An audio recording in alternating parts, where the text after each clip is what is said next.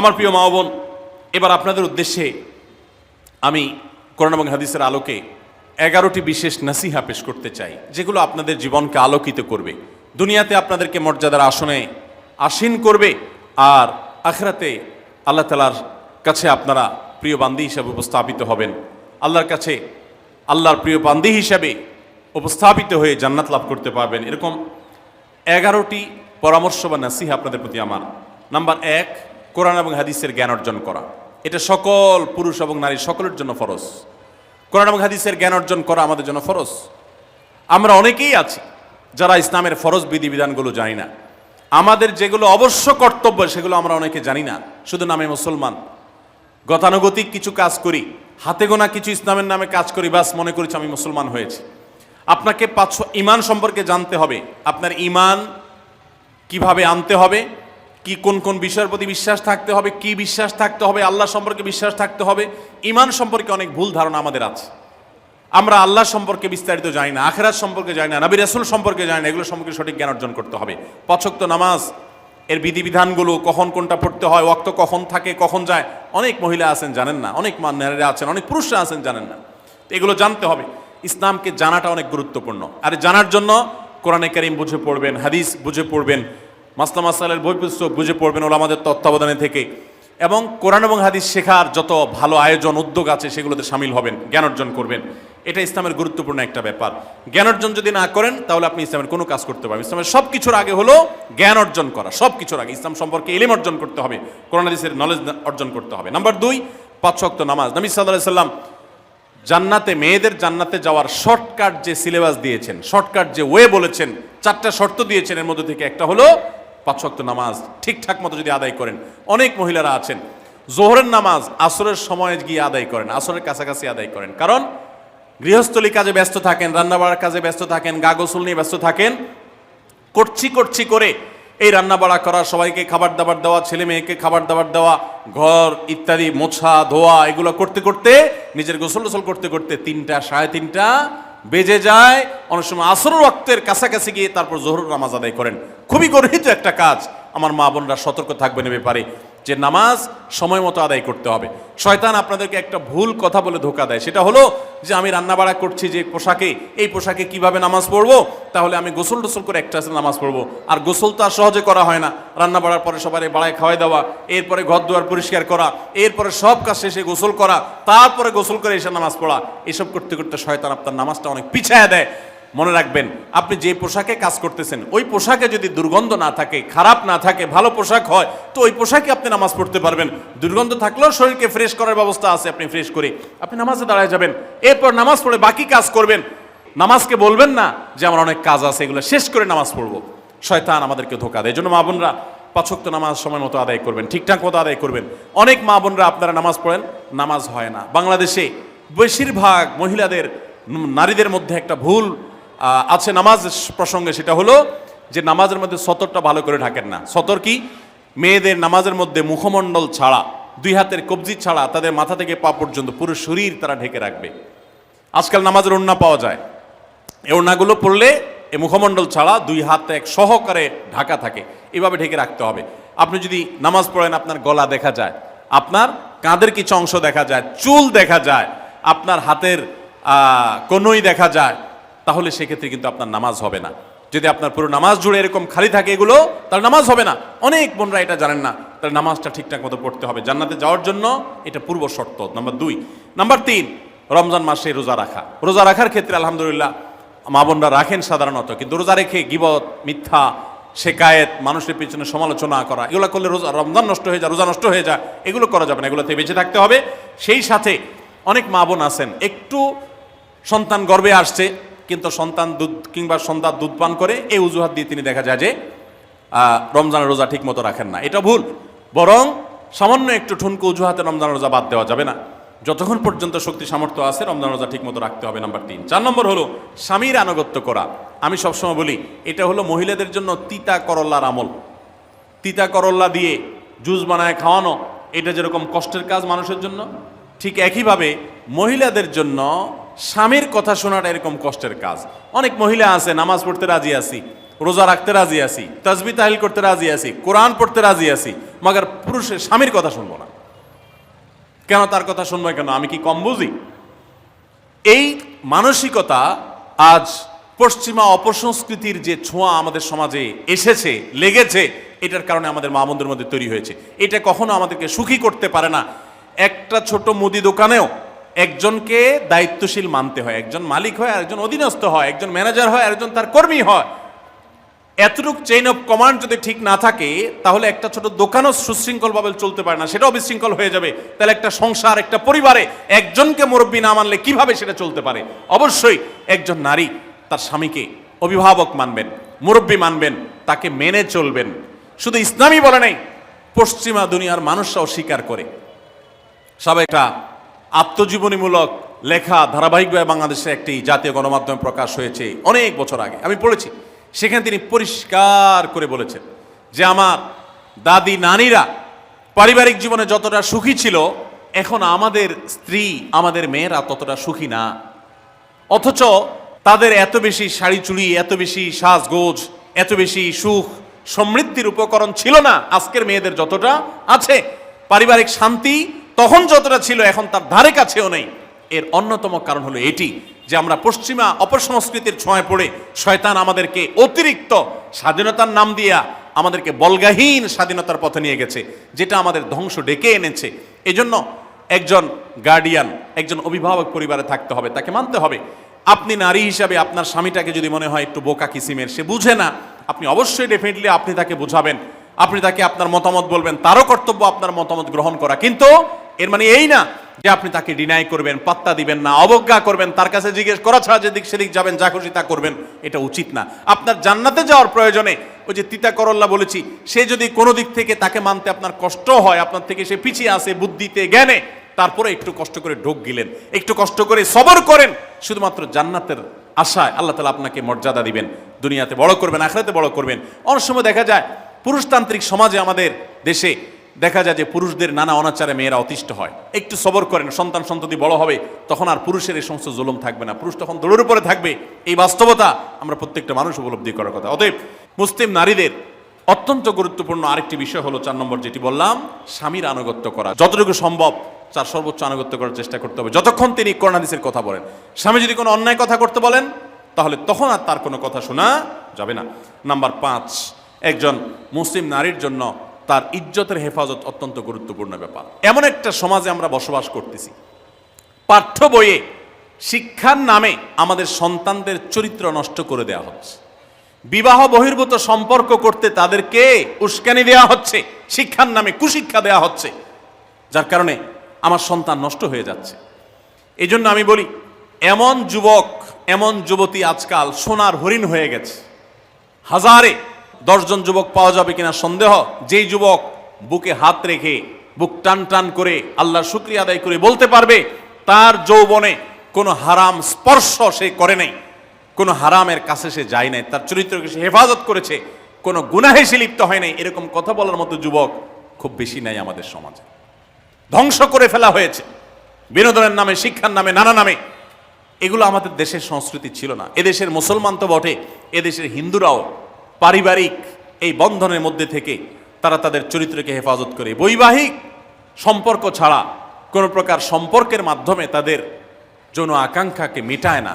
এটা এদেশের মাটির, এদেশের কালচার, এদেশের মানুষের কালচার, এদেশের সকল ধরনের মানুষের কালচার, কিন্তু এদেশের সেই সংস্কৃতিকে ধ্বংস করে দেওয়া হচ্ছে ছোট ছোট বাচ্চাদের বইয়ে এই বিবাহ বহির্ভূত সম্পর্কের কথা বলে। এই জন্য সচ্চরিত্র এখন সোনার হরিণ হয়ে গেছে। নবী সাল্লাল্লাহু আলাইহি ওয়াসাল্লাম বলেছেন, মাইয়াজমান লি মা বাইনা লিহিয়াইহি ওয়া মা বাইনা রিজলাইহি আদমান লাহুল জান্নাহ।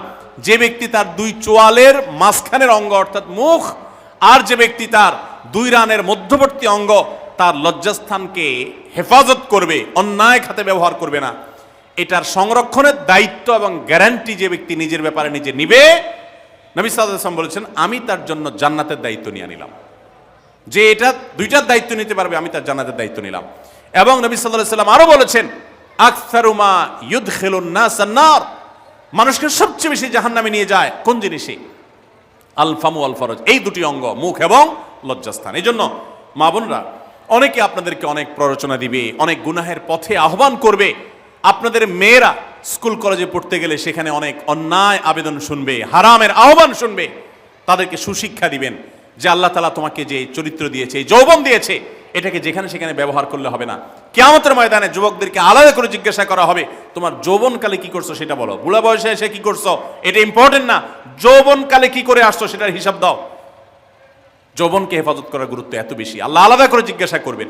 এই জন্য মা বোনদের কর্তব্য তাদের মেয়েদেরকে, ছেলেদেরকে অসৎ চরিত্রতা থেকে হেফাজত করবেন, সংরক্ষণ করবেন, তাদেরকে বুঝাবেন, তাদেরকে সেভাবে বড় করবেন যে বিয়ে শাদীর মাধ্যমে, সাংসারিক জীবনের মাধ্যমে তোমরা তোমাদের এই জীবনকে তোমরা উপভোগ করবে। আল্লাহ তাআলা তোমাদের জন্য যে নেয়ামত রেখেছেন সেই নেয়ামত তোমরা পাবে, কিন্তু অবৈধ উপায়ে কখনো তোমরা সেদিকে পা বাড়াবে না। যারা বাড়ায় তাদের দুনিয়াতেই ধ্বংস হয়, আখিরাত তো আছেই।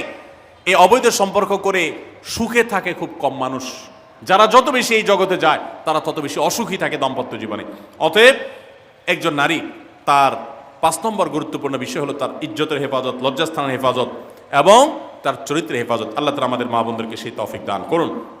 অনেক সময় দেখা যায় যে সবই ঠিক আছে, আপনি সোশ্যাল মিডিয়াতে পুরুষের ছবি দেখে, ভিডিও দেখে আপনি হারাম আনন্দ পাচ্ছেন। আপনি ইমোতে, হোয়াটসঅ্যাপে, মেসেঞ্জারে বিভিন্ন পুরুষের সাথে অপ্রয়োজনীয় চ্যাটিং করছেন, কথা বলছেন, এবং সেখানে এই বেহুদা কথা থেকে অনেক অনাচার হয়ে যায়, অনেক সংসার ভেঙে যায়, অনেক পরকীয়া হয়, অনেক সংসার ধ্বংস হয়। এই জন্য আল্লাহ বলেছেন ওয়ালা তাকরাবুজ জিনা, জেনার কাছেও যেও না, চ্যাটিংই করতে যেও না, কারণ করতে গেলে তুমি ডুবে যাবা, পরে ফিরে আসতে পারবা না। ভয়ঙ্কর এক গুহা এবং ভয়ঙ্কর এক জগৎ। তো এই পথ থেকে আমাদেরকে বেঁচে থাকতে হবে। আল্লাহ আমাদের তৌফিক দান করুন। নাম্বার 6, মা বোনদের জন্য গুরুত্বপূর্ণ বিষয় হলো সন্তানদের লালন পালন করা। আপনি বাজার থেকে 2-4 কেজি আম কিনে খাইছেন, এটাতে আপনি যতটা সুখী হতে পারবেন, আপনি যদি একটা আমের গাছ লাগাই দিতে পারেন তাহলে তার চাইতে অনেক বেশি সুখী হতে পারবেন, আপনি বেশি লাভবান হবেন, আপনি মনকে মন আম খেতে পারবেন, আপনার বংশধররা খেতে পারবে। নিজে আমল তো করবেনই মায়েরা, বোনেরা, পাশাপাশি সন্তানদেরকে যদি আল্লাহ ভীরু বানান, মুত্তাকি বানান, পরহেজগার বানান, কোরআন হাদিস শিখান, তাদেরকে যদি পর্দা শিখান, তাদেরকে যদি চরিত্রের হেফাজত শিখান, তাদেরকে যদি ভালো মানুষ বানানো শিখান, তাহলে আপনি আম গাছ লাগানোর মতো ফলের গাছ লাগাই গেলেন, সওয়াবের গাছ লাগাই গেলেন, দুনিয়া থেকে চলে যাবেন। নেক সন্তানের আমল যেগুলো আপনি শিখাই দিয়ে গেছেন এগুলোর সওয়াব আপনি পেতে থাকবেন। ছেলেটাকে সূরা ফাতিহা নিজে শিখাবেন, মেয়েটাকে সূরা ফাতিহা নিজে শিখাবেন, নিজে ভালো করে শিখবেন, তাহলে মরণ পর্যন্ত এই ছেলে যতবার সূরা ফাতিহা পড়বে প্রত্যেক নামাজে আপনি কিন্তু সওয়াব পেয়ে থাকবেন, কারণ আপনি শিখাই দিয়ে গেছেন, আপনি শুরুটা করে দিয়ে গেছেন। এই জন্য মা বোনদের জন্য সন্তানদের লালন পালন করা, সন্তান দুধে ভাতে আছে কিনা, ভালো জামা কাপড় পরছে কিনা, এর চাইতে ইম্পর্টেন্ট হলো সন্তান আমার নামাজ পড়ছে কিনা, সন্তান আমার আল্লাহকে চিনে কিনা, সন্তান আমার কোরআন হাদিসের শিক্ষা পেয়েছে কিনা। সন্তান একদিন স্কুলে যায় না, তার জন্য আমার মাথা খারাপ হলে, সন্তান একদিন নামাজ পড়ে না এক ওয়াক্ত, তার জন্য আরো বেশি মাথা খারাপ হতে হবে। তাহলে আপনি দায়িত্বশীল মা হতে পারবেন, দায়িত্বশীল বাবা হতে পারবেন। মনে রাখবেন নবী সাল্লাল্লাহু আলাইহি ওয়াসাল্লাম বলেছেন প্রত্যেকটা শিশু জন্মগ্রহণ করে ভালো মানুষ হয়ে, কেউ জন্মগতভাবে খারাপ হয় না, ডাকাত হয়ে জন্মায় না, তবে তার মা বাপ তাকে নষ্ট করে। কারণ মা বাপ তাকে ঠিক মতো লালন পালন না করে, ভালো পরিবেশ দেয় না, খারাপ ছেলেফেলের সাথে মিশে, তখন সে নষ্ট হয়। এই জন্য আপনার দায়িত্ব সন্তান কার সাথে মিশছে, কোথায় যাচ্ছে, কি করতেছে, মোবাইলে কি দেখছে, সন্তানকে সময় দেন, মোবাইল টিপাটিপি বন্ধ করেন, তাদেরকে নিয়ে বসেন, তাদেরকে কথা শোনান, কোরআন হাদিস পাঠ করে শোনান, তাদেরকে ভালো পরিবেশ দেন, ভালো ফ্যামিলির, দিনদার ফ্যামিলির বাচ্চাদের সাথে তাদেরকে মিশান। ইনশাআল্লাহ আপনি আল্লাহর কাছে এর জন্য উত্তম বিনিময় পাবেন, সওয়াব পাবেন। নাম্বার 7, মা বোনরা বিশেষ করে আপনাদের জন্য গুরুত্বপূর্ণ হলো কৃতজ্ঞতা আদায় করবেন। পুরুষদের জন্য গুরুত্বপূর্ণ, কিন্তু মা বোনদের জন্য বিশেষ গুরুত্বপূর্ণ এই জন্য যে নবী সাল্লাল্লাহু আলাইহি ওয়াসাল্লাম বলেছেন, তিনি জাহান্নামে নারীদেরকে যে দেখেছেন, তাকে যে দেখানো হয়েছে মেরাজে, যে প্রচুর সংখ্যক নারীরা জাহান্নামে, এর অন্যতম একটা কারণ ছিল নেয়ামতের নাশকরি করা। পুরুষদের মধ্যেও নাশকরির কারণে বহু পুরুষ জাহান্নামে যাবে। মা বোনরা স্বামী এবং নিজের জগতে যতটুকু আল্লাহ তাআলা দিয়েছেন এতটুকুর উপর শুকর আদায় করবেন। আপনার স্বামী মানুষটা হয়তো মুখটা খারাপ, কিন্তু তার শরীরটা ভালো আছে, সে আপনাকে উপার্জন করে এনে খাওয়ায়। অনেক মহিলা আছে তার স্বামী হয়তো অ্যাক্সিডেন্ট করে পঙ্গু হয়ে গেছে, সে হয়তো বিছানা শুয়ে বাকি জীবন কাটিয়েছে, তার কষ্টের কোনো শেষ নাই। আপনার স্বামী হয়তো বা তার কোনো দিক থেকে দুর্বলতা আছে, আবার বহু দিক থেকে তার ভালো গুণ আছে। একই কথা পুরুষদের জন্য ইসলাম নির্দেশ করেছে যে তার স্ত্রীর একটা গুণ খারাপ দেখে যদি তার কষ্ট লাগে, তো সে চিন্তা করলে 10টা গুণ ভালো দেখবে, সেটা দেখে শুকর আদায় করা উচিত। এই শুকরিয়া আদায় করা ছাড়া পুরুষ হোক নারী হোক কেউ আল্লাহর প্রিয় বান্দা হতে পারবে না। এজন্য আল্লাহর কাছে শুকরিয়া আদায় করবেন। মায়েরা বিশেষ করে শ্বশুরের বাড়িতে যাওয়ার পর প্রথম অনেক কষ্ট হয়। আমি সবসময় বলি, শ্বশুর বাড়িতে যাওয়ার পর মেয়েরা আমাদের দেশে নানান জুলুম নির্যাতন সহ্য করতে হয়। শাশুড়ি বাঁকা চোখে দেখে, সব শাশুড়ি না, অনেক শাশুড়ি, অনেক সময় ননদরা বাঁকা চোখে দেখে। স্বামী লোকটা জ্বালায় নানাভাবে, দেবররা জ্বালায় নানানভাবে, মানুষ খোঁচাখুচি করে কষ্ট দেয়।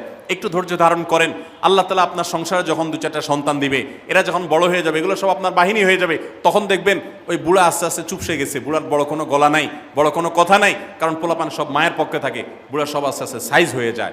এই জন্য মা বোনরা সবর করবেন, ধৈর্য ধারণ করবেন, খবরদার ধৈর্য হারা হবেন না, শুকর আদায় করবেন। নাম্বার 8, কখনো মুখ খারাপ করবেন না, গালিগালাজ করবেন না, অভিশাপ দিবেন না।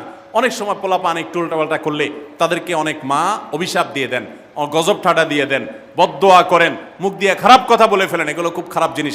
নবী সাল্লাল্লাহু আলাইহি সাল্লাম বলেছেন, যদি কাউকে গজব ঠাডা দেওয়া হয় তো এটার উপযুক্ত না হলে যে দেয় তার উপরে এসে পড়ে, এরকম ভয়াবহ একটা বিষয়। এই জন্য কোন অবস্থাতে এগুলো যেন না হয়। এবং মেয়েদের জাহান্নামে যাওয়ার অন্যতম, বেশি জাহান্নামে যাওয়ার অন্যতম একটা কারণ এটাও যে তাদের মধ্যে, অনেকের মধ্যে, আমি সবার কথা বলছি না, যে এই ধরনের গালিগালাজ করা, অভিশাপ দেওয়ার বদস্বভাব আছে। এই বদস্বভাব বহু পুরুষের মধ্যেও আছে, সবাইকে ছাড়তে হবে। নাম্বার 9, আত্মীয়তার বন্ধন রক্ষা করার পরে দায়িত্বশীল হতে হবে। স্বামীকে স্বামীর ভাই বোনের সাথে সম্পর্ক ভালো রাখতে কখনো বাধা দিবেন না। অনেক মহিলা আছে বোকার মতো কাজ করে। স্বামী যদি স্বামীর ভাইকে টাকা পয়সা দেয় সে অপছন্দ করে, স্বামী যদি স্বামীর বোনকে টাকা পয়সা দেয় সে এটাকে পছন্দ করে না, মা বাবার খোঁজ খবর বেশি নিলে তার কাছে ভালো লাগে না। এই মহিলা হলো নির্বোধ। কেন নির্বোধ? কারণ নবী সাল্লাল্লাহু আলাইহি সাল্লাম বলেছেন যে মান সাররাহু আন ইউবসাতালাহু ফি রিজকিহি আও ইউনসালাহু ফি আথরি ফালিয়াসিল রাহিমা, যে ব্যক্তি চায় তার রিজিকে আল্লাহ বরকত দেখ, তার হায়াতে বরকত দেখ, সে যেন রক্ত সম্পর্কে আত্মীয়দের সাথে সম্পর্ক বেশি ভালো রাখে। তাহলে আপনার স্বামীর রিজিক বেশি হোক, টাকা পয়সা বেশি হোক, তার হায়াতে বরকত হোক, এটা যদি আপনি চান তাহলে আপনি বরং তারা উৎসাহিত করা উচিত। তোমার ভাইটার খবর নাও, তোমার বোনটার বাড়িতে যাও, তোমার মা বাপের খেদমত করো, তাদের সাথে যত সম্পৃক্ত থাকবে আপনার স্বামীতে আল্লাহ তাআলা তত বরকত দান করবেন।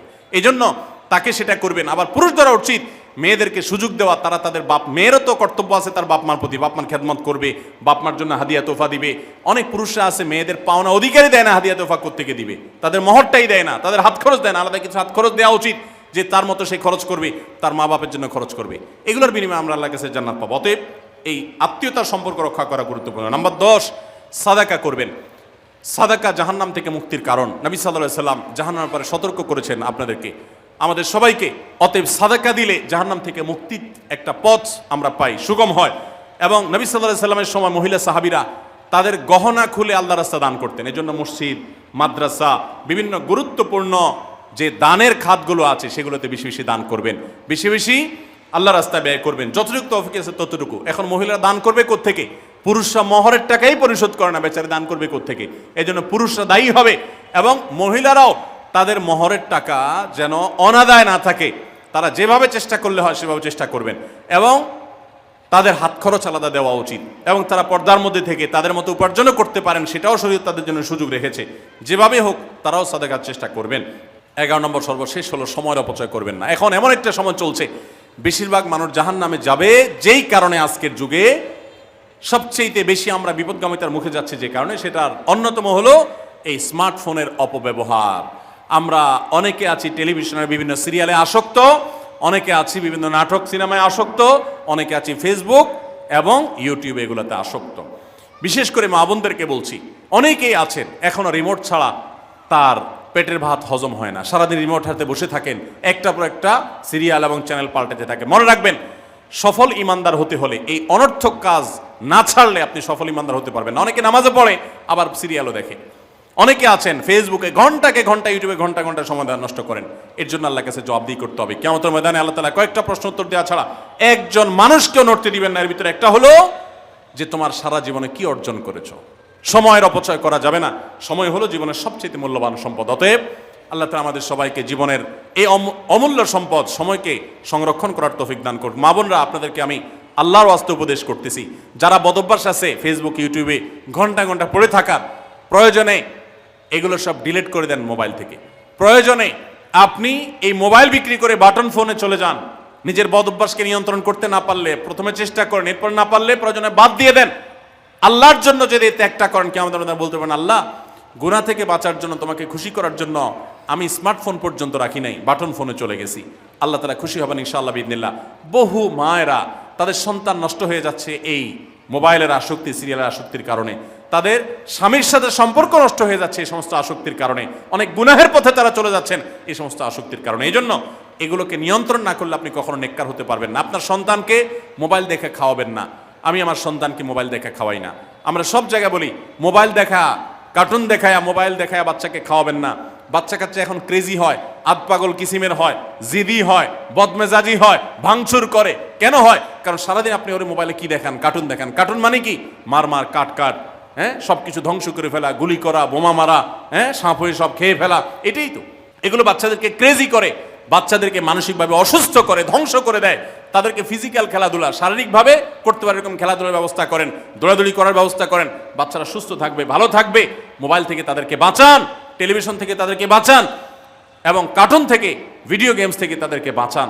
না বাঁচাতে পারলে আপনার দুনিয়া আখিরাত সব ধ্বংস হয়ে যাবে। অতএব আজকের এই মাহফিল থেকে আসুন, প্রতিজ্ঞা করি যে আমরা সময় নষ্ট করব না, সময়ের অপচয় করব না, প্রয়োজন ছাড়া মোবাইল হাতাহাতি ঘাটাঘাটি করব না, ঘন্টায় ঘন্টা মোবাইলকে সময় দিব না।